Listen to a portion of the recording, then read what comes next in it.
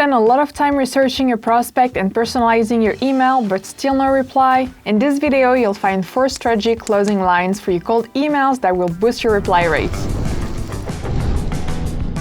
The closing line is the last line of your email before the signature, and its goal is to give your prospect a clear point of the next step and tease them to send you a reply. Let's go through 4 examples to help you get more replies. The first one is focus on building relationships. Even if your end goal is to get new customers and boost your revenue, your email shouldn't be about selling. If you write a salesy closing line only aiming for a trial download or purchasing a service, you may come across as spammy. Instead, focus on building a relationship first. Let's check an example of an email that got an 80% open rate and a 23% reply rate. Hey Stefan, the ebook you shared on building a marketing plan was spot on. Love the highlighted thoughts on the impact of proper messaging and how easily it gets overlooked. You wore many hats in your career, from social marketing to enterprise sales, so you're surely aware of the importance personalization and proper messaging have in cold outbound. Hell, you wouldn't be able to lead 4 companies to successful exits without it. I'm curious to know if you have something in place to help your team practice what you preach and ensure they're efficiently leveraging personalization in their cold emails. The image. If this resonates, let me know. I will be happy to chat over coffee. Take care, Nadia. So it works because instead of being pushy with purchasing actions, she's focused on creating a connection with the prospect. The personalized image allows prospect to see that Nadia is a real person. When prospects feel like they've been contacted by another human,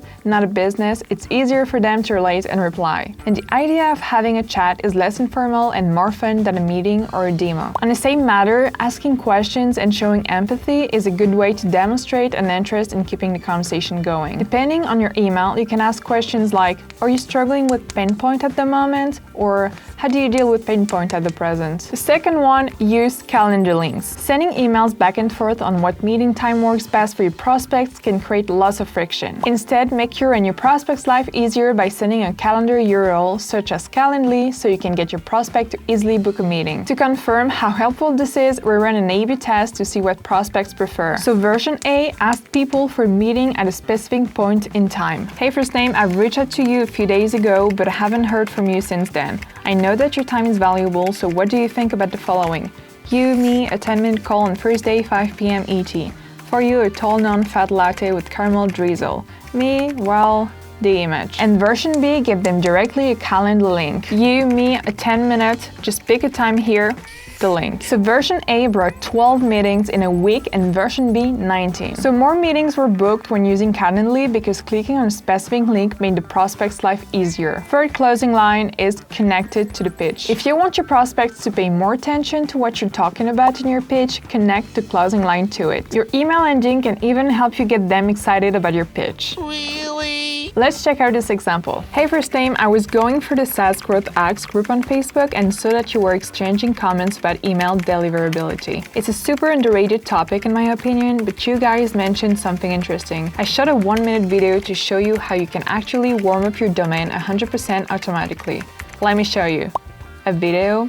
What do you think? Signature. It works because the video with the personalized thumbnail is a warm invitation to click, and the closing line is connected to the pitch, which triggers the prospect's curiosity. By simply asking, what do you think? You can intrigue the prospect and make them want to click on your video. 4. Make it personalized. Personalizing your cold emails boosts reply rates and helps you grow your business. To personalize the closing line for each prospect in your email list, you can leverage the CSV file and custom tags. So for that, open your CSV file with your leads and add a closing line column. Here, I named it closing line. Okay, so for me, for example, it would be, would love to hear your ideas and would be thrilled to have you join our podcast. If you're up for it, let me know. For Sebastian, it would be, I'd love if we could get on a call and talk about establishing this win-win partnership between our companies. And for Tom, I'm gonna write, let me know